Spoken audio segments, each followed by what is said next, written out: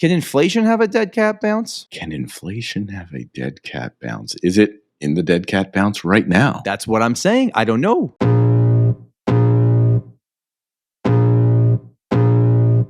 Welcome to the Tom Storey Show with Steve Karrasch and Tom Storey, where we discuss everything real estate or whatever else is on our minds.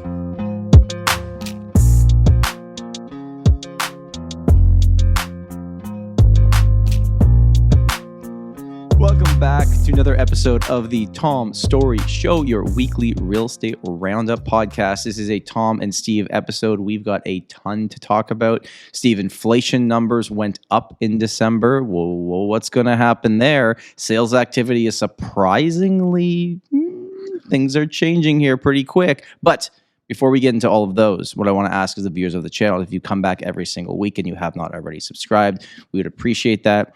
I'm not too worried about them making two accounts to subscribe like Cress. I think just one account's fine. We'll take it. By the time this video comes out, we could be over 4,000 subscribers.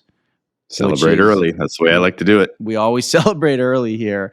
And make sure to like this video if you're listening on the audio platforms. Hope you're having a great day. Steve, market is interesting to start 2024. I know on your side, we were talking offline and you might have your best January ever. And let's be clear, it's not going to be the best January ever for the real estate market. Why do you think it's been so active for you? That is a great question. So I track my numbers religiously for where business is coming from and how many deals we're doing, all that sort of stuff. And my goodness, is my repeat and referral business coming back this year greater than it ever has at any rate previously. So we have a demographic that has always been, as buying businesses, older folks moving out of town, lots of people leaving to get to more affordable properties. We've had just database erosion. But right now we're experiencing almost all, I wouldn't say almost all, a very high number of people doing both moves. Lots of upsizers. Upsizers are happening right now. Yeah. And are they trying to beat the market picking up again? Because it's obviously better time to do the upsize than, if things are going up in price. Yeah, they're seeing opportunity. They're seeing detached homes maybe down in our market 150 grand since summer. Yep. And their townhouses down 50 since summer. Some of them are up. Some of the townhouses since summer are up in value. I should have set offer dates on properties this week. Did you go back on any of them and set offer dates because it got too busy off the beginning? No.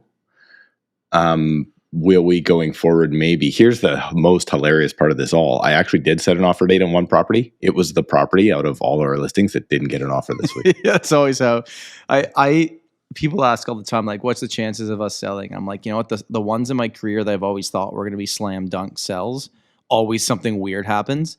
And the ones that I don't think are going to sell magically sell for a price I think is better than what we ever expected. So you just never really know. But okay, so you're saying they're all getting offers. Are they getting, I guess firm offers isn't quite a thing anymore for you guys, but are they competing offers or just getting offers? They're all getting one offer? It's a spattering of everything, nothing unconditional. We are getting unconditional offers. Actually, I shouldn't say that. We are getting unconditional offers, but they're the low balls. Right. And then everybody else that's realistic is okay, we need to. So I'm just the best January my team has ever done is 10 ends. If that means anybody listening, there's 2 ends to every single transaction. So our team doing 10 deals in a month, that's a good month for us. It's not stellar, but it's good. We're on pace right now already for 10, and the average January that we have is 6. So we could possibly, my team adds here another deal or 2 before the end of the month. We could possibly have our best January of all time, and that should not be happening. And I know you also are pretty strategic in the way that because we're both numbers people, we try to figure out, we've talked about this on the podcast, that if you want to sell to start the year, your favorite day is January 5th, I believe. That's the day you want to list because no one else is on the market. For Toronto, we've seen active listings completely fall off from the end of last year. Did you guys see that as well? And that's why your listings are just standing out and getting the offers because all the other ones haven't come back yet? We do not have, no, shocker, Canadian Realtor says we don't have enough inventory. We down to just over 4,000 active listings, which is 66% of a good market. We're now up to about 4,200, so it's starting to climb ever so slightly. But we had one rollover listing. Yeah. And then I have, it did sell. It was actually waiting for a court date. It was a foreclosure, and it's now sold. But then I have, I'm looking at the list here. There's still more. This is including new listings that have still yet to come to market. Right. But we listed, what am I looking at here? 12 properties in the month of January to come on the market. Wow. So they're not all on yet, but of those that were coming on, they're selling extremely quickly. They're actually selling faster than before because we haven't yet put offer dates on them. Yeah. So because you didn't know you were supposed to do that yet because it wasn't like that at the end of last year. It was not like that. Well, it picked up December 15th for us. Which is the weirdest thing ever. Since when the hell does the market pick up on December 15th? Yeah, it's like it was 30 to 60 days early. Well, if I take like the general numbers, so if I look at the Toronto Real Estate Board, at the end of the summer months, I think we almost had 20,000 active listings. And I had basically said, listen, guys, if we get to 25,000, you're going to see real pressure on prices going down. It never happened. Then it went down a little bit, like 18,000. Then the last few months of the year, we were hovering around 15,000. December's active listings at the end of the month. And now keep in mind, yes, a lot of people took their properties off the market, 10,000. So from the summer to December, active inventory fell off. Now, a lot of those were because they didn't sell, because they expired, because they were suspended or something happened. And they're probably thinking, okay, I'm going to wait. Now, do you think it's a good idea at this moment when we're noticing things are picking up? By no means is it a crazy market, but compared to what we had, it seems like things are happening. Do you now think for someone that, not someone that's selling and buying, but for somebody that is just selling and they just want to cash out and get the best price, should they be waiting until March or April, or should they just go to the market now? That's a slippery slope, right? Because as you mentioned at the beginning, right, inflation is coming and going the wrong way. I even heard one guy talk about the next change is going to be a quarter point up again instead of a quarter point down. So, I mean, I don't know. For us, I think it depends on which type of product, because our detached houses are still not on fire. What have you been listing? Are they townhouses and condos? Or a lot of townhouses. Yeah. A lot of people are looking at that move up. And then the people coming into the townhouse market are starting to notice how busy it is. So because it hasn't hit the news yet, really, there's a lot of, we're getting a complete array of offers. Right. So what I am noticing is when you hit the market, the agents that those agents in your market, their name. Yep. Right. Because they're that good or they're doing that much business. Those are the agents that are showing on, like we hit on Tuesday, they're showing Wednesday and offers are Wednesday night or Thursday because they're understanding what's going on.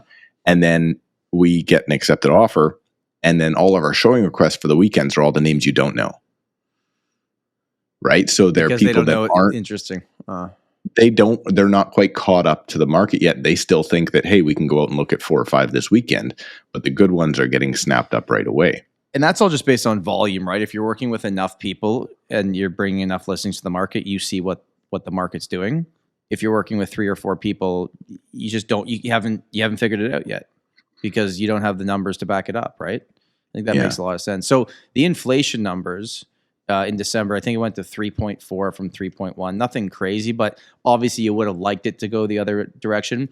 What I thought was hilarious. So literally, Steve, maybe 2 hours after that report came out, I look on our YouTube Studio app, which for anyone that posts videos on YouTube knows that you spend a lot of time on that app. The analytics are great. And somebody had commented on one of the shorts we had with Brendan Ogmanson, where he was saying that rates were going to come down. He's like, look at this. The Tom Storey Show, like not looking good after making the statement again. I'm like, dude, it's been a month since that interview. Like, let's check back here in a year. Like, I still think rates are going to go down this year. What do you think this I still think you should listen to Brendan Ogmanson more than the YouTube comments. So let's go there. Okay, so let me give you a quick example. So now we're thinking numbers. So far as of recording this, we have 20% more listings coming to the market this year versus last January.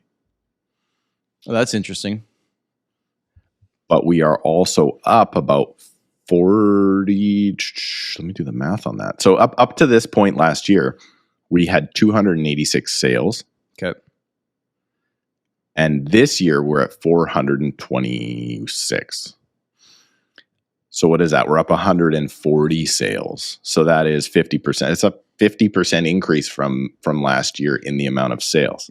Yeah, but if you remember back to the beginning of 2023, like there was no optimism in the market. There was no light at the end of the tunnel. That was the the dark days. It was actually our worst January of all time on our team, which adds up. And then they raised rates 25 points in January, and then after that quote unquote conditional hold, which didn't hold, that's when things started picking up, and then capped out in May for us. Was it similar to you? Like last year, did your market cap out in May before the rate hikes in the summer, or at least peak?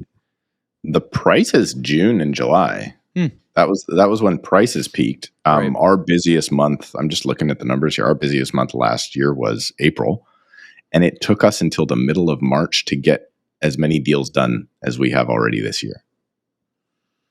Look at that. So we're doing in January, and the rumors are starting. So if you spend time on Instagram in your Instagram stories and you follow 7,000 realtors like we all do, up come the pictures of the shoes at the open house, and up come people talking about setting offer dates, and like that. I mean, that might be the leading indicator that everybody should look at, right? How many realtors are posting massive amounts of shoes out front of their open house? That's a leading indicator. But then isn't that also the problem, is that we're creating FOMO by everyone saying the market's picking up, It's like, yeah, it's picking up compared to being completely dead. But it's not February 2022. It's like, things that are priced right are selling. No, don't say never. No, don't say never. You never know. February. Yeah. Okay. So let's think about the frenzy times.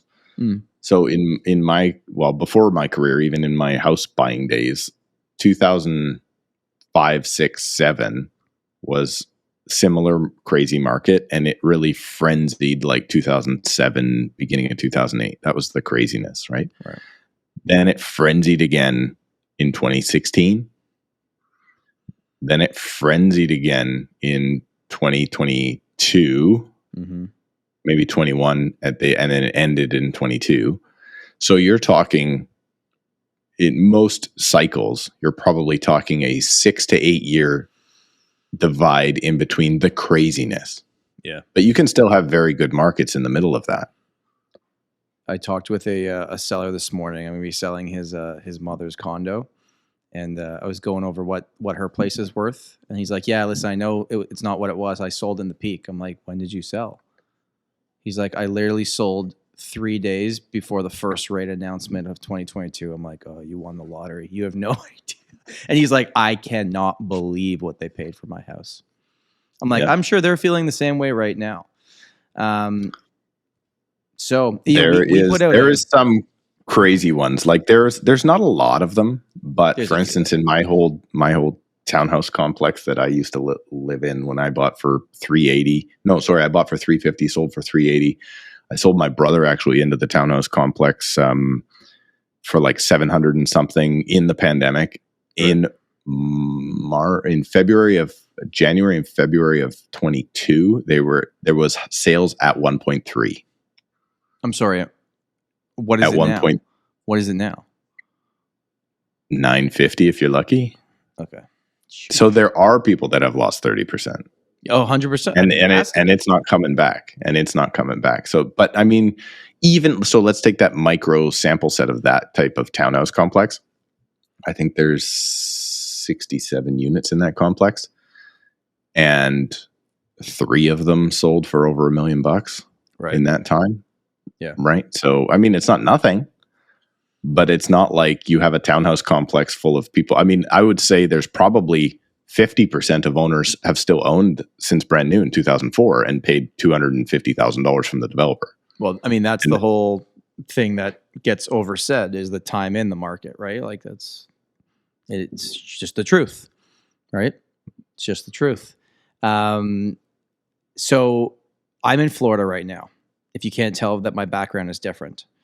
And I came down here to visit the in-laws, and I wanted to just share a fun story. Well, it's not even that fun, but I thought it was interesting. So I was going through the airport, and I've got a 2-year-old, so going to the airport is like a whole different thing these days. You're just chasing him around. And my bag in security gets taken to the, like, you know, when it goes to the other side, you're like, oh, gotta go talk to them, but they're gonna go through my bag. And it was my knapsack, which was just filled with my podcast microphone, my headphones, my computer. And he like starts going through it and like picking through everything and just pulls out the podcast microphone, just looks at me dead in the eye and goes, "Do you do a podcast?" And I just nodded my head, yep. And then he put it back in and gave me my bag. It was like this secret 10,000 of those a day. It was like this secret handshake we had. He's like, nice. Like he had no idea what podcast we do, but he's like, nice. I like that. Don't worry. He does a TFSA podcast. He probably does a podcast all about how to search people correctly. All the stupid things people are trying to bring through security. So that's just interesting. But there was something that Vaz brought up when I did that live show with Daryl and TK at the end of last year, and he was talking about how, you know, when you talk about the people that have lost the most amount of money, and he called it like poverty porn. Have you heard that? Okay, yes. So it's like, you know, the things that are the hardest to see are people lose the most amount of money or in the toughest situations get the most amount of clicks and views. And listen, like that sums up real estate on YouTube. We know it. Yeah. We see it. We see the people that take that approach to everything. I think, Jay Kupar, I think, calls it fear porn. Yeah. So same sort of thing. Same idea. So there was a property in Toronto, and I saw this on Instagram. I'm like because I don't have Twitter or TikTok anymore, I find out about things about a week later on Instagram. And it was this property in a really nice area of Toronto in Trinity Bellwoods. Okay, so they bought this house for $2 million in, I want to say like March 2020, like right before things shut down. But then obviously the market was really good that year for free. It was a freehold house. They probably put $1 million into it, renovated it extremely well. And then it came back to the market at the end of last year for $5.4 million. Okay. So they bought it for $2 million. They put about $1 million in and came back at $5.4 million. Obviously it sat on the market. I'm not talking about this real estate agent directly because I actually don't know who listed the property. I just saw the picture. No idea why they agreed. I would have just looked the seller in the face and be like, I'm so sorry. Like, this is going to waste everybody's time here. Yeah. But I guess, you know, some people think, hey, I'm going to put a listing of 5.4. Maybe I can grab a buyer or two on it. And I would disagree. I think it hurts your reputation. Anyways, then it goes down to 4 point something. And then it goes down again. And currently right now, I think it's sitting in the $3.5 million range, which probably is still too high for what it's worth.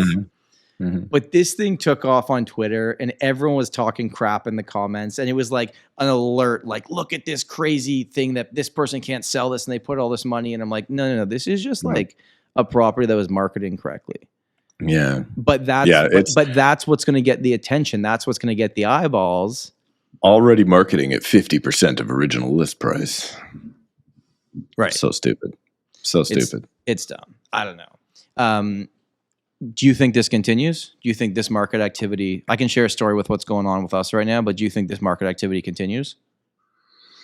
I do, because just strictly for the fact that we had such a slow fall. Yeah. That now whenever you have slow markets, the other side of that market is going to be crazy. Just like when you have crazy markets, the other side of that market is going to be down, because there are so many transactions that are going to happen. And people have things to do with their life. People have to move on, right? Like, I'm selling one of my clients' townhouses, and it's evident you get into that house and they don't have enough space anymore. Right. So Why do you think they're moving? They want something different, right? And they also don't want to share walls anymore. This episode is brought to you by Realty Ninja. Real estate agents, listen up. Realty Ninja has created over 9,000 Canadian real estate websites, and they are no joke. I've been using Realty Ninja in my business since they were a small little startup in North Vancouver. Tiny, dusty little office with old leather couch and all. But look at the ninjas now. Realty Ninja is the go-to platform for real estate agents in Canada. Websites are no longer a nice to have. They are a must. Your clients expect you to feature their listings in the best light possible. They expect you to go with Realty Ninja. The backbone of my real estate business is my website. I wouldn't pick any other company to host my website other than Realty Ninja. Don't believe me? Go to my website. Check it out right now. Go to krproperties.ca and you will see that it's powered by Realty Ninja and has been for over a decade. They have all of the features I need to grow my business year after year, including lead capture, mobile-friendly design, built-in SEO, and so much more. The best part of Realty Ninja is it's totally free to sign up, no credit card is required, and you only pay when you are ready to launch your new Realty Ninja website. And no, that's not it. Sign up today at realtyninja.com/Tom, and you will receive 20%, yes, 20% off of your entire first year when using Realty Ninja to host your real estate website. Their templates are super easy to work with yourself, or you can have the ninjas design something for you like I did. Not only is Realty Ninja the best product on the market, but it's also affordable. Listeners of this show know that I am as cheap as they come, and I've been using Realty Ninja for well over a decade now. Start your free trial today, and when you launch, save 20% using our link in the description below. And let Realty Ninja help you take your real estate business to the next level. And now, back to the podcast. So they're going to move, and they may or may not listen to this, but I will tell you, the people reaching out via YouTube for me has slowed. The other business has doubled. It's been the opposite for me. My YouTube, really, people reaching out. I mean, our repeat referrals is still doing well. We've had a really good start to the year, but YouTube calls have been back to back to back to back every day. It's been crazy. And what's like the weirdest to me, we've got one this afternoon from someone that is a condo investor and they want to get in the market. Yeah. But that I was not getting those calls at the end of last year. It was, hey, I have an assignment. Can you help me sell it? I'm like, not really, unless you're willing to take a huge loss. Yeah, I'm still talking to a lot of people that are hoping that they can become an investor, but they have no idea really what it means. They really don't understand. He must have been like 20 years old, super nice guy. And he sent me an Instagram message. And I was like, yeah, man, I'll take a call with you. Of course. Like, I wish someone would have helped me when I was getting started. And he had actually listened. He probably will listen to this too. He had listened to our first episode we did with Derek Timmons on the Airbnb arbitrage. Mm-hmm. He's like, I'm trying to create side hustles. I'm trying to do something with my life. Like, I want to, he literally said, like, my family, like, generationally was in poverty. And like, I want to learn and go do something and make some money and make something of myself. And he's like, I watched that episode and it got me all excited. And I had to like gently be like, hey man, like, with the Airbnb crackdowns that are going to come, that are already here, you know, I don't think many owners in Ontario are going to be as cool as they are in Alberta to let you re-Airbnb the place. That it's just not a great path. But he had a business where he did like marketing and photography. I was like, call real estate agents, say that you'll do their first listing for free, show them what you can do. And so it was just kind of interesting. I don't know where I was going with that story. Those investors that are reaching out they're people that have a chunk of money to put down. Yes. But they're doing the same thing kind of as you mentioned. They're looking for, well, okay, now I have this money. Now I want to supplement my income. So I want to take that 20% down. So say I got 120 grand. I want to go buy a condo. And then they just still don't have any idea that when they put down that 20%, they're still going to have to pay into that investment $550 a month. More than that, right? Steve. More than that. For you guys, it's more than that? So I've been having some conversation with people very, very recently this year that they closed on their pre-con. Okay. Mm-hmm. So they were able to close. So, that was a conversation on its own, is can you even close on this thing that you bought 5 years ago? They closed on it. We're going through the numbers, and it's like, okay, for me to break even on this thing based on the interest rates and what I put down, which is you have to put down 20% on this stuff, I'd have to get like $4,500 a month in rent. And I was looking through the numbers. I'm like, you'll get $2,500. Mm-hmm. So Crazy. there are absolutely anyone really that bought pre-con from 2019 to 2021. You're taking a massive loss on cash flow every single month. And we had this conversation. It's like, okay, well, if I'm going to lose this amount of money per year, or not lose, but you're putting it into the property, we have to break down how much goes to principal and how much goes to interest and all that kind of stuff. But for me to make sense to keep this thing, can you guarantee I can get 5, 6, 7% appreciation per year? Yeah, right. And I'm like, I don't know. Maybe in 20 years, but if you sell it right now, not only will you take a massive loss, you'll take a massive loss, but they're like, well, it only makes sense for me to hold it if I can, even if I'm, filling it every single month, if I can sell it at a premium in the future. And I'm like, well, maybe. Yeah, and that's just one layer. So we're doing one of our accepted offers right now is on brand new. So it's not really pre-con because it's Sure. It's low rise, it's a townhouse development, and it's going to complete as if it were like it's almost done, right? And I'm just sitting there reviewing the contract, and Lord help me, these contracts are, if anybody actually realized the difference between an MLS resale contract and then what these developers have people sign with no representation. It's crazy. A lawyer would never say that should be, if you're the buyer, that you should sign that contract. It's terrible. But in the hot markets, the lawyer was like, you should make all these changes. They go back to the developer and they go, tough shit. We're not changing anything. Oh, even in this market that will buy this. Yeah. Even in this market right now, like there was some room for negotiation, but the negotiation is like the closing date.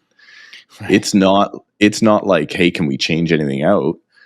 Can we swap this out? We want to remove this assignment clause. The developer's like, beat it, pal. Right. They've got it worked into the price, and it's all, they know how long they're going to have to carry it for, and they're not desperate to sell them, and they've got good, I mean, they're not selling them out in 4 hours, but the sales centers are busy on the weekend, and there's probably, if there's 100 units in the complex, they're probably selling 4 to 5 each week, and it's no big deal.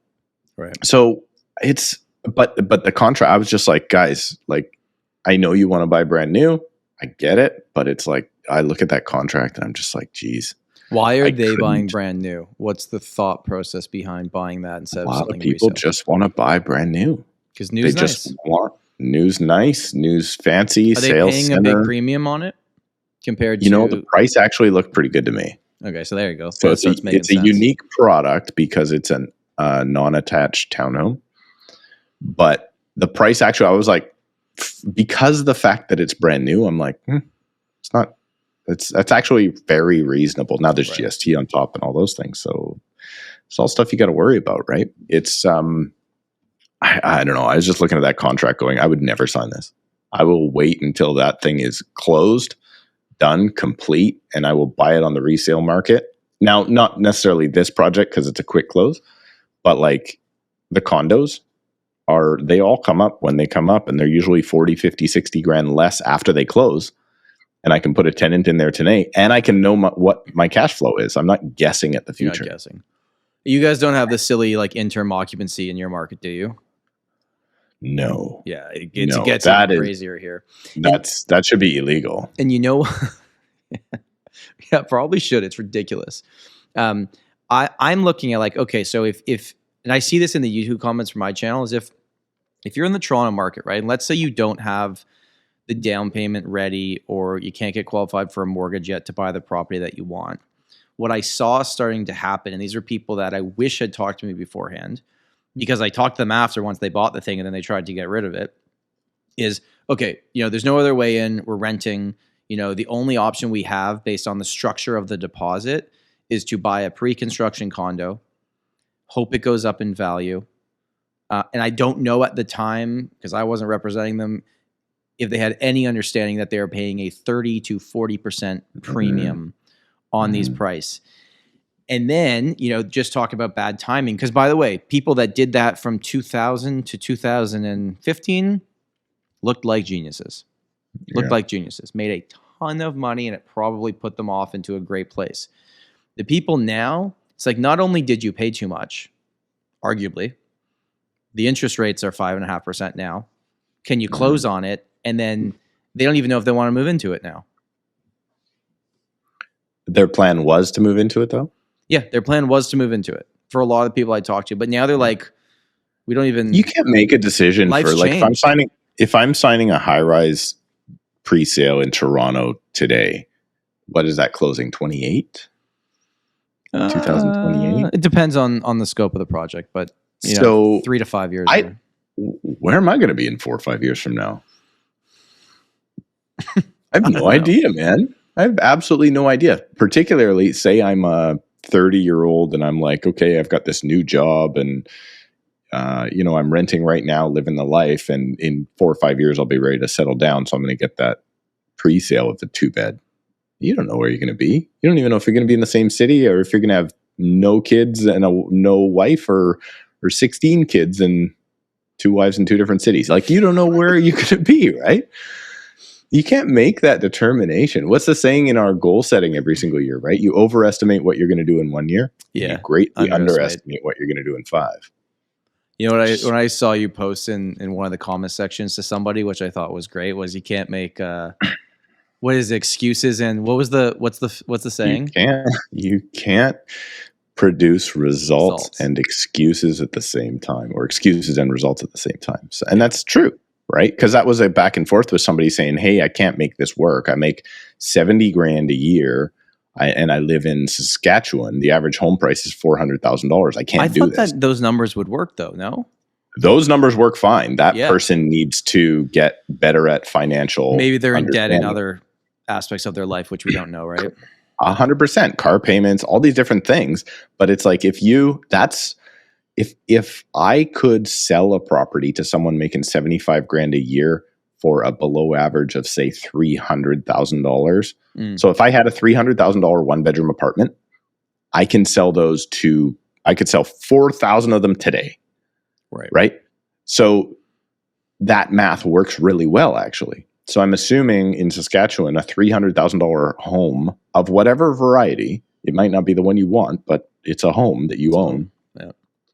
A $300,000 at $75,000, absolutely doable. And if you can't do that, you've done something else with your finances that doesn't make sense. And that's why I just basically said, and that's what the commenter started doing, was saying things like, well, I've got this payment and that payment, and it's hard to get here, and I've got kids, and I just said, yeah, you can't make excuses and produce results at the same time. You got to pick which one you want to do. And that's the truth. You got to, it's not supposed to be easy. Maybe we had it easy for too long. I've been, I don't even know if I want to bring this up again because we've talked about it so much, but your tangents recently on the don't go on vacation with your kids, which I disagree with, by the way. You've been mostly getting love. That's because you are wrong, Tom Storey, and you're allowed to be wrong. Oh my God. You're on vacation with your kid right now.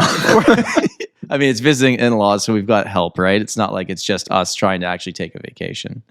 I want to talk about mortgage renewals for a second because... hey, hang on. Okay. A lot of people do agree with me that you should not take someone like a under 5-year-old on vacation to... But isn't it just as much for you as it is for the kid? What if you go on the vacation and you bring your nanny or your parents and someone can take care of the kid, or they have kids club at the hotel? I believe that children benefit better from routine at a young age than whatever. And also, tell you what, me and my wife take off. We're going to go to Vegas together, leave the kids at home, let them spend time with the grandparents so they can create memories. Everybody's happy. I've never seen my kids smile more than eating ice cream and then having French fries in St. Lucia at the end of last year. The picture I have, I can show him when he grows up. See, look at. We were good parents, okay? Don't be a bad teenager, okay? Look what we did for you. You think he'll listen then? Maybe. I don't think it'll listen at all when they're teenager. I didn't listen when I was a teenager. Yeah, why would anybody else? Okay, wait. Before I get to mortgage renewals, I had one more question about all of your activity right now with your listings and buyers and people that are doing things. Are these all move-in ready houses? Is anybody doing work to things? Is anyone doing renovations? Or are they still not willing to do that in this market? Buyers or sellers? Buyers.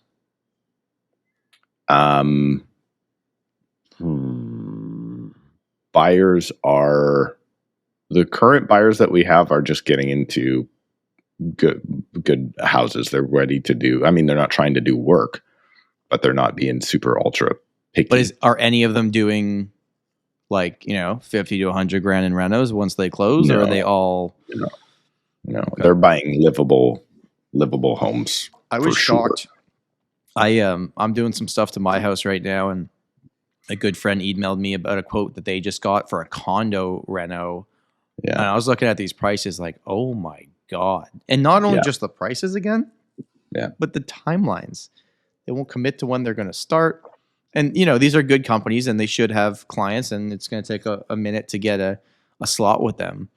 But tell you what, the inflation that happened there it hasn't disappeared. It is nuts how much it costs to do things right now. That's inflation. Everybody thinks inflation, right? They're like, oh, well, inflation is back to 2%. That means prices are going to come down. It's like, no. That's just prices going up now at 2%. Yeah.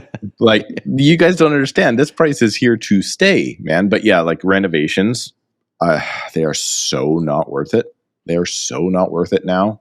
Just the cost of, like, to do an ensuite bathroom, honestly, you're going to get, I'm seeing quotes, because we got a quote a few years ago and I was blown away by it then. I'm going to assume to do a 5-piece ensuite bathroom in a house like mine. Tom, you know what I'm talking about. None of the listeners do, by the way, but a house like mine, I'm going to assume my ensuite bathroom would probably be about $60,000 around a base, without anything too fancy these days. I'm assuming if I'm going to do a main floor kitchen, it's going to be like 250 or more.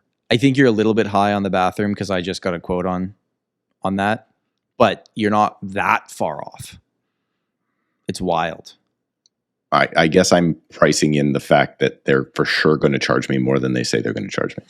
Okay, yeah, I'll find that out later. I guess the quote will be $40,000, and then by the time you actually pay everything and the HST, you're going to be 60 grand. Yeah. So anything that you're listing, then, is it a complete gut that someone would have to do work to it, or are those ones still not moving? Like, does fine, the market's picking up, fine, it was really bad at the end of last year, but is the crap selling or just the good stuff selling? Because when the crap sells, that's when I get worried. When the crap's selling for high prices, that is like, oh, this isn't going to end well. There's a lot I'm looking at with really high days on market for buyers. So those sellers just aren't, either the agent's not doing a good job educating them on price where it's actually going to take to sell, or they're just not interested in selling. Right. Because they're not adjusting their prices, right? So we're seeing lots of that. So we're seeing the stuff come up and sells in the first week. But the stale stuff is still sitting. The stale stuff there's stuff that's been on since September and it's still on in September. Well, it's actually, easier now because when you're listing a property, you can show them, hey, here's this comparable. It's been sitting for 76 days. When they first listed, they probably didn't have a good comparable to work off of because things that were so slow in sales volume. It's like, well, we know they're too high or they would have sold by now. So being a new listing actually gives you the advantage to be like, look, you're not going to get that. We have the proof. Where the people before didn't have the proof, and then either the agent didn't do a good enough job showing them where the market's at, or they just don't want to sell. I had one property, though, that was on, I evaluated it in the summer, didn't even come on the market till like October, finally got it on the market, and just like I had an offer immediately. It was a low ball, seller rejected it, and just low balls all year long, end of the summer. So we brought it back on January 5th, I think. And then we started getting more low balls again. And then I got 2 competing offers of good offers and got it accepted. Conditional again, it's 12 days for conditions. So it's a rare property, but I mean, that I couldn't get sold last year at this time. And that one is a future potential property. So those builder developer guys are coming out of the woodwork. Did you keep that as the same listing over the holidays, or did you take that off and relist it in the new year? It expired and we relisted it 2 days later. So it was like a new, my first actual expired listing in like a year. I was not happy about that. We had our best year ever last year, but I also had more properties expire than I've ever had before. Really? I think at least 3. Yeah. Wow. Yeah. Well, but it I was mean, just the because average, they are in situations where like the motivation wasn't quite there. So it was like, you should do this, and they know they should do this, but let's just see whatever. If it doesn't work, we'll try it again next year. So do you think the public understands how few listings actually sell? Saleable listings versus what's active? Well, I just looked at, so I was looking, Fraser Valley Real Estate Board puts out an extremely in-depth report that's only available to agents at the end of every year. I think it's called the C report or the D report or something. Okay. And I was looking, and we're back down to normal levels of the total amount of listings that came to the market, and then the total amount of listings that sold. Now that does include relists, because every listing is its own listing. I think our system's gotten good at knowing when that happens and not double counting. Yeah. So, but how does it? Can it then differentiate? It's only if it's listed by the same brokerage. Yeah, right. So this is it counts every listing. So if you expire and you're on for 6 months and you expire your 2 listings, right? Sure. But when I mean, that's really the only accurate way I think you can do it.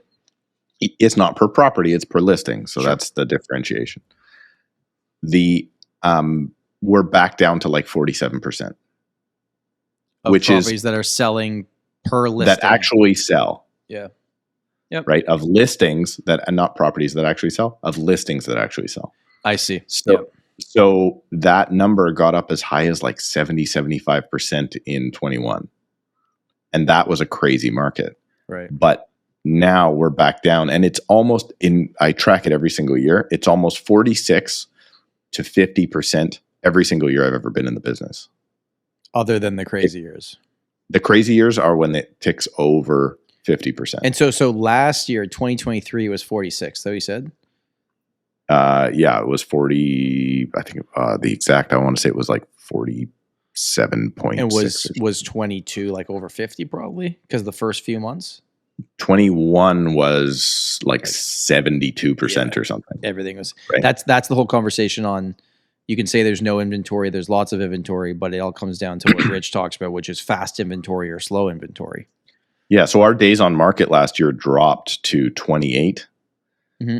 And in the peak, it was like 14 because people were actually holding offer dates.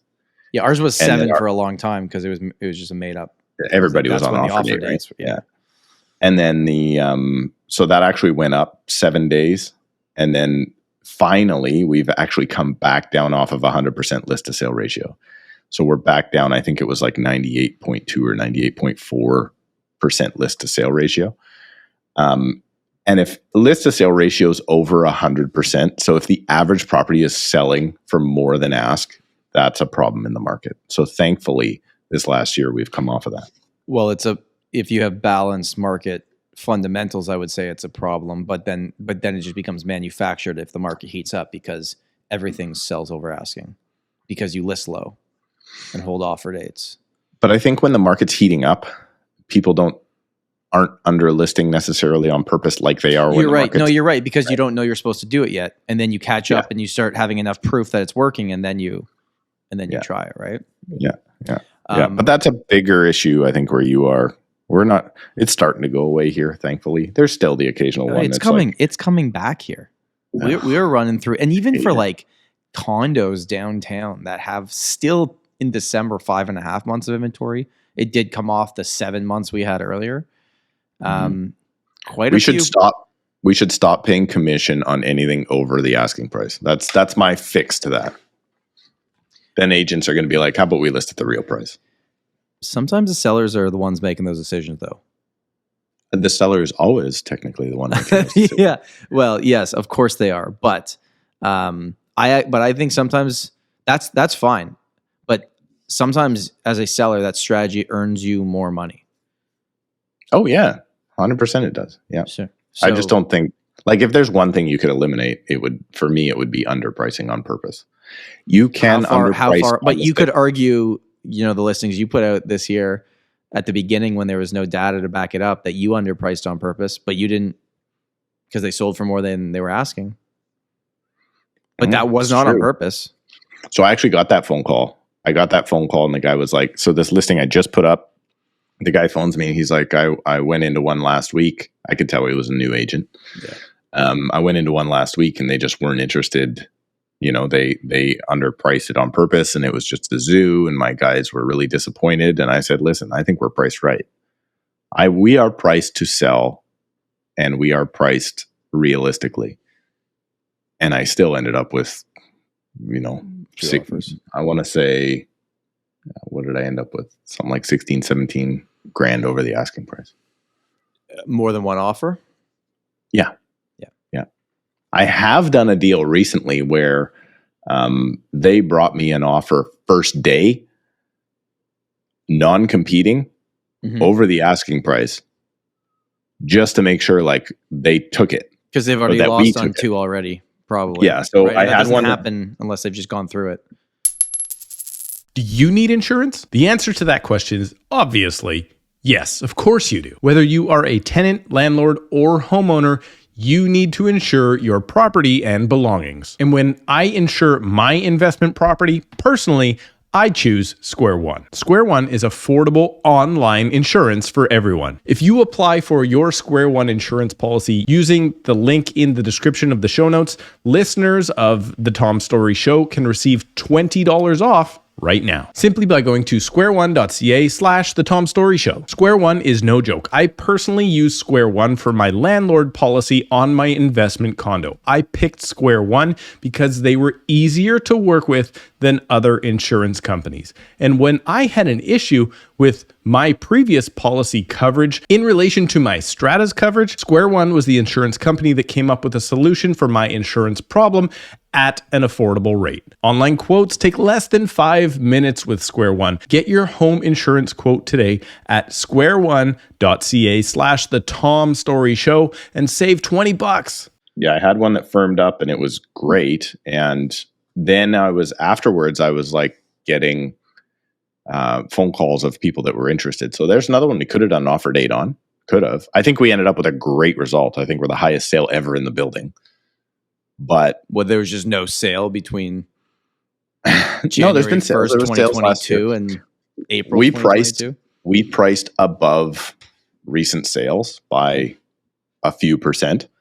And then we got above ask on that. So great job by the seller to get it done. But that one, I was shocked at the activity. I was absolutely shocked at the activity. And yeah, maybe I shouldn't have been paid the extra. It went whatever, 10 grand over ask or whatever. But you didn't do that on purpose. No, I didn't do that on purpose. It was actually listed 20 grand higher than I wanted the listing. I'm surprised that you, of all people, want more regulation on something to make it fair. I'm surprised that's coming from you after your, track record. If they let me regulate this business, Tom Storey. No regulation unless it's my idea. That's we would have good regulations, and if you were found to be an agent that was behaving badly, your license would be revoked immediately. All right, there you go. You heard it here first. I've had so many calls over the years. My favorite saying these days is when someone calls, especially in the last 18 months when we weren't really doing offer dates on anything, and we just go out at a price, and they call and they go, "Hey, it's this person calling from this company, and I'm going to go show my client this." And this is always, by the way, before they see the property, right? Yeah. Conversation. Yeah. We're calling. How negotiable is this price, right? And I used to think about what to say, and now my standard thing is just well, it's negotiable. You can offer us more than asking if you'd like. And then I just go silent, and sometimes their brain goes what? What did he just say? And then sometimes they get a good chuckle out of it. But and then on the other side, I've had things where we list a property at $700,000 because that's what it's worth, or maybe we think it's worth $685 and want to leave that negotiation room. And they call me before they've seen it. It's hey, would you guys take $720? I'm I don't know, man. Maybe you should go see it. I've been through this. I know these are the calls that we complain about. Yeah. But by the way, I bet in year 1, 2, 3 of my career, I made a few of those calls to people that got off being like, that idiot. We were there at one point. For sure. So yeah. No, but I can think of this one property and I just get calls on it nonstop. And let's use round numbers. Let's say it's listed for $1 million and I get the call. I'll send you unconditional offer for $800,000 right now. And I just go, it's not going to work for my seller.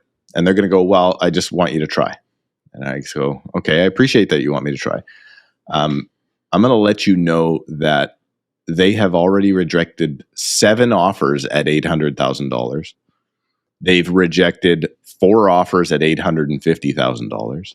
Right. And they've rejected 2 offers at $900,000. So what is it you can tell me that would get your $800,000 offer accepted by this seller? Steve, just give it a try. Just give it a try, man. Just give it a shot. But listen, at the end of the day, offer. That's also their job. And sometimes with a buyer that isn't necessarily seeing the numbers and agreeing with them, you have a buyer contract signed with me. I'd like you to make this offer at $800,000. Make the offer. And I think some people need to go through that experience. They need to be, that feedback needs to be given to that person to either say, okay, maybe I do have to offer more, or this is not the place for me and I move on. My favorite part was so I had that conversation. I just said, well, just tell me what I can say to have this seller, accept your crappy offer that they've already rejected much better offers. Just give me something. Well, it's unconditional. I'm like, okay, whatever. So anyway, this one agent says, no, I'm going to send you the offer. I said, fantastic. I appreciate that. So they sent me the offer. And my response back is in the email, I appreciate your offer. I will let the seller know. Yep. Just so you're aware, we have an accepted offer and the subject removal date is this date. Oh, did they not call you before they just randomly sent you the offer? I get most of my offers with no call in advance from the agent. That's wild. Isn't it crazy? That's not that normal here. People still call each other here. Most of my offers come in. That's how I knew when so I had this one property that went into multiple offers on night 1. Yeah. That's how I knew. Both the agents called me when they left the showing. So like they're in the car and they're like, okay, we're on the way back. What do we need? What are the dates you need? Blah, blah, blah. Like they just lined it all up. And then you'll get like an offer from the guy that showed it the next day in your email at 1. I received an offer the other day on a property that is now sold at 3:03 a.m. The agent never showed the property. Didn't page me to tell me the offer's coming. Didn't do anything. We already had an accepted offer. He just wasted, I don't know what time at 3:00 in the morning writing his offer. Jeez. And he didn't even phone me to find out if it was. Dude, it's frustrating. It's really, really frustrating. But all right, I want to talk about mortgage renewals for a second because again? Yes, again, Steve, because I have a reason to bring it up. We both, I think, been pretty proactive with our clients about making sure they know what they can do when this time comes. Yes. I received 3 emails so far this week from past clients that asked me, hey, my mortgage is coming up. Do you have a second for a call to go over like what my best options are? So I think it'd be kind of fun to kind of rephrase what I would say to those people, right? And this is conversation we've had before, and this is what I told them. Number 1, staying at the bank you're at now would be the easy decision, but if you'd like, I can connect you with someone that can show you your options. Right. And most of these, they'd all be uninsured. So they'd have to, go through the stress test again, but they have that option. You likely have 20 years left. So your payment will be higher if you do nothing because the rates are higher. Even with that 5 years of pay down, it's not going to make any real difference. Right. Or you can extend the amortization, but it's not going to help you long term. Or number 3, you can make a lump sum payment. Like, is there anything I'm missing there that you would say to someone if they're going through the process? Oh man, right now I would encourage everyone to go with an independent broker. Personally, I would do whatever I could to requalify and probably change, because I think that's where you're going to get the best deal right now. Yeah, I think if you can, the problem is, can you requalify and change? I've just spoke to a client the other day where I was like, okay, I know you've been riding one of those variables. And then we did the calculations, and I'm like, if you are able, I don't know if you are able, but if you're able to switch to TD right now and they have a 509 rate for your product, I'm like, you're going to save $850 a month. Are they from your current payment? Are they riding a variable that is a static variable or adjustable variable? Adjustable. Okay, then that makes sense. Yeah, because a lot of people with payment variables right now that have a 65-year amortization without even really knowing it, it's like, yeah, you could go change to something else right now, but then you're going to feel the new payment. Your amortization will come down, and you might just have to make a lump sum payment just to make that happen. Mm-hmm. I don't know. Well, so far in the first renewal crisis, that's not going to ever happen. Remember when I did that one video on my channel that did 200,000 views, and it was like, if rates go up 0.25%, everyone's screwed. Yeah, still not there. What was it like to get views on your YouTube channel? I don't remember. It's been a minute, man. Steve, we need to be more negative. We're losing the viewership. They just want to hear the bad news. I'm going the other way. This whole conversation's been about how the market's picked up, which is the truth, by the way. But people are going to talk crap in the comments because we're telling them what's actually happening. Yeah, I'm going to go the other way, man. I'm going back into information. The best clients I ever found using YouTube were like, thank you for giving me that information. I couldn't find it anywhere else. And it wasn't that you had better sell everything now and blah, blah, blah. But I have figured that out. And I think it was it Jordan that mentioned, I think when you guys were together, maybe with TK and Daryl or whatever, but it was like, that is just a listing strategy, right? Yeah, because if you're that negative about the housing market, yeah, which is probably actually a better business strategy. You just tell everybody for sure you're all going to crash, so you better sell now, and then you get all listings, which are easier to work than buyers. Might actually be a better strategy. I mean, I think you're long term it won't be, because let's face it, real estate's a great investment, but you're going to scare everybody out of the market. Maybe it's the right thing to do. All right, I guess can we negative?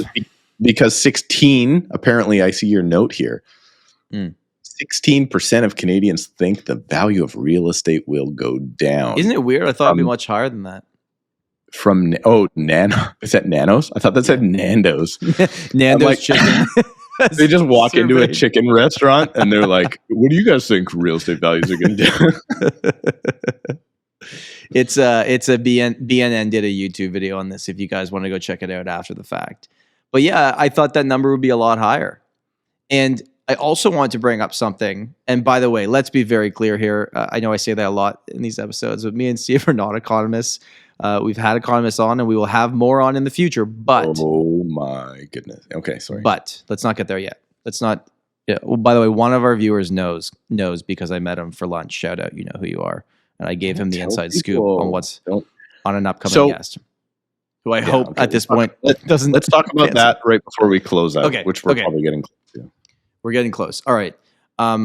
When the market started picking up at the beginning of last year, and at the time, which was one of our most commented on episodes, was the dead cat bounce theory of, and by the way, looking back, we might have been wrong on that because the market did come down after that, and it was a jump up. You know, the 2 rate hikes in the summer helped it. When we look at inflation, so I know how the dead cat bounce works for the stock market and how it's looked at for the real estate. Can inflation have a dead cat bounce? Can we go, oh, it went up a little bit, but we're heading back down here. Like we're going in the right direction. Or is that me just being a pumper on YouTube? Can inflation have a dead cat bounce? I would assume. I'm trying to think though, because it's always a bit of a lagging indicator because it comes out a month later, right? Yeah. And it also gets revised a month after that. Yeah. I don't know. Can inflation have a dead cat bounce? Is it in the dead cat bounce right now? That's what I'm saying. I don't know. I guess we will have to have on people smarter. Maybe we'll find this out in the future. Wink, wink, nudge, nudge. Do you think Canada as a whole has been kind of ruined by how fast real estate prices have gone up? Has it been ruined in what sense? I don't know. All these people say, I want to leave Canada. This is not the same Canada I remember. There's not the opportunity here. Home prices are too much. Rental prices, the Urban Nation report, are up 8.6% to a record high in Canada. All these things that happen. Is that officially from the fucking whiners of the world? Is that what's going on? I don't know, but where this is going to take me, and I thought this would be an interesting way to wrap up the episode, is complainers.com. Okay, all right. Okay, but Steve, let's take a step back. We own real estate and it has been very good to us. Both of us own more than one piece of real estate and it has been very good to us, okay? Mm-hmm. We sell the real estate for a living, so it has been good for us that it has gone up in price. Let's just call it what it is, right? It is what it is, right? Can't argue with any of that.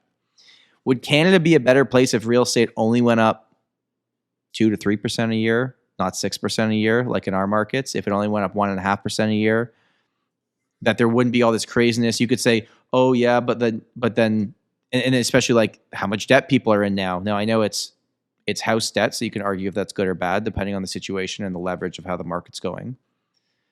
But let's say the average price. So the average price in your market right now is what? Not detached, but just in general, everything. Assuming it's $950. Yeah. So we're $1,050,000 or 1.1, depending on the month, maybe 1.2 on months that jump up, right? Okay, well, what if we were 600,000 and you were 500,000, but interest rates had been higher for the last 20 years? And the market only went up a little bit and we all had less debt because of it. Sure, we had less paper gains in equity on our properties, but more people could. I guess it all comes down to interest rates and population growth at the end of the day, right? That's why the market's done what it's done. And then, the people in the comments will say, well, also mortgage fraud and all the other conspiracy stuff that goes on. But yeah, I mean, okay. So, but the original question is Canada a worse place or a different place or whatever? I was actually having this conversation with my wife, and I was just like, this just isn't. It isn't the same place for sure that I grew up in, right? So, and what we were talking about was, I said the things that made me Canadian growing up are not there anymore. What made you Canadian? What made me Canadian growing up is simple things like playing street hockey, man. And that's not a thing anymore. But you could argue that's the world. It's because kids are inside playing video games, But that still makes it different, right? So, for instance, communication was a lot less, right? So you had things that just bonded you together and you all thought the same things, which is probably what made you Canadian. I would argue that that's not necessarily good either. But we all did. But we don't have the same sense of, I don't know because I don't do it, and my kids will have something different, but there was a whole lot of hockey night in Canada when I was growing up. There was a lot of Saturday nights hockey's on, right? And for some people that's still there. Yeah. I think for a lot of people that's gone. For instance, I'm guilty of that. My kids are going to be like, remember when our dads used to get together and watch the fights every Saturday night? Right? That's their normal for them. But I just don't think that those things that we feel as that we grew up in a society, that society has now completely changed because they don't feel, because for instance, where I am in Surrey, we have, I want to say a 50% or more Indo-Canadian population. That population, it's very common that on weekends you're at big weddings, 600, 700, 800 person weddings, right? So for them, growing up as a Canadian is going to be at these big, huge functions every single weekend. And that's not what I grew up with. And I think I had a very Canadian upbringing. So I think in that manner, because of the amount of, and this is always going to be the argument, and people get told they're kind of terrible for thinking immigration can be a problem, but then you just don't have enough people feeling the same way in the given area. Yep. What I'm amazed at, actually, this might be offside if you don't want to go here, Tom, but what I'm amazed at is we are talking about this whole immigration thing and it's being a big problem. What has not yet come out at all, and I think this is a good thing for society, nobody yet is mad at the new immigrants. No, and they shouldn't be. No, I don't think they should be. It's not their fault that the country said we're bringing more people in and this is a good place to come to. But historically, I think that's with just the lack of situational. education, They were born somewhere I think else. You always used to have situations where then the people were so uneducated about humanity as a whole that they would say, "Oh, it's those people that are coming in that are the problems." My, parent or my grandparents had that coming over from Germany after the war, right? Oh, there's the bloody Krauts and whatever, right? So I'm just saying, like, I'm happy that that's not happening, but I also feel like there needs to be some sort of Canadianization of the people that are coming in so we know what it is to be Canadian. It can't just be where everybody else, because that's a stupid answer. But what you believe to be Canadian is maybe a little, I mean, the thing that's never changed for me through my life so far is that the Leafs always let me down. So that's pretty Canadian for me. See, this is the thing. We need to crush the souls of everyone in Toronto. They all need to be watching the cup. Let the Leafs win a cup and then we can move on. Just let it happen. You know what we need? The Canucks are doing good this year. They need to make it all the way to the final. We're going to initiate all these new people into a new riot. Right? Oh my God. Like, do you know what it's like to be a Vancouverite if you didn't grow up with a riot? I mean, let's get serious. I mean, I had a riot when I was 13. 2011, another riot. Like, come on, let's get that 2024 Vancouver Stanley Cup riot in there, and then we will all fix the country. Hey man, that's going to bring people together in anger, but they will come together and feel like they are one and feel like they are Canadians doing something together by rioting that Vancouver probably loses in Game 7 again. And hopefully this year it's to the Leafs, because that would be amazing. You remember that picture? I don't know. You were probably at 10 when the last time the Canucks went to the final, but do you remember that picture? There was a couple and they ran out in front of the riot police. There's like fire in the background and everything. They just laid down. They started making out together and there's a picture. Yeah, I do. Didn't that win a bunch of awards? That picture? Oh, it was fantastic. Yeah. I was like, yeah, there you go. Come together over a good old fashioned Stanley Cup riot. Two-time riot champions, by the way. You've had 2 riots? What was the other riot? What was 93, the other riot? The original riot. Oh, they rioted in 93 when they lost 2? 100%. That was so that one was unexpected. And then when they went to the final the second time, or I guess that was the third time, but when they went to the final the next time in 2011, the mayor and the police and everybody was like, "Oh, that was a one-off. Don't worry about that." And then like 10 seconds, it was like, riot again, suckers. The people of Vancouver are supposed to be like relaxed, easygoing. That's gone, man. That's gone. That's gone, eh? All right. Yeah. Well, let's just say, without giving anything away, we booked some guests coming up here that are pretty phenomenal, and I would say have been on our list for a really long time. And I'm pumped to share those episodes. It could be the next. Is it the next episode or the one after? Because we're recording. So we got a guest so big that we have to bend to their schedule. So they don't record at the same time we normally record. This could literally be either next episode or the one after. The biggest Canadian real estate podcast of all time. I think that one's in 2 weeks. Next week is awesome as well, but I don't disagree. If we're recording them basically at the same time, we got to pick which one we're going to put out. The real question is, should we let the surprise happen of who it is, or should we promote it? I'm not sure. Well, let us know in the comments. What do you think? You guys want to know, or would you rather be surprised? Did you find out what gender your kids were going to be before they were born? No. And did you like that decision? Yes. I think it was the best. We could go into a whole old man rant on that. We're going to wrap it up. We'll do that next week. It was the best thing ever. If you can, as a parent, not do the stupid gender reveal thing, which, by the way, is, again, for your benefit and not for the benefit of anybody else. It's your own, decision. I need this instant gratification now. Yep. Wait until the doctor hands you a baby. Wait until then. It's 100 times. Well, I wouldn't know if it's 100 times better because I didn't do the other one either. But Right. I did the other one. Thank you, everybody, for watching. Thank you for listening. I hope you enjoyed that episode. Always love these catch-up episodes. We hit a lot of topics today, eh? So what we found out today is that inflation is just a dead cat bounce. Don't worry about it. We'll figure it out in the future. Mortgage renewals haven't had the impact we've thought yet based on what we've seen. The market is picking up compared to doing nothing. It's still not back to craziness. Let's be clear about that, but it is picking up.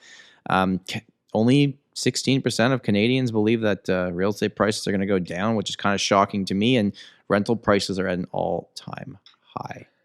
And we have also learned that you and I have completely different parenting styles.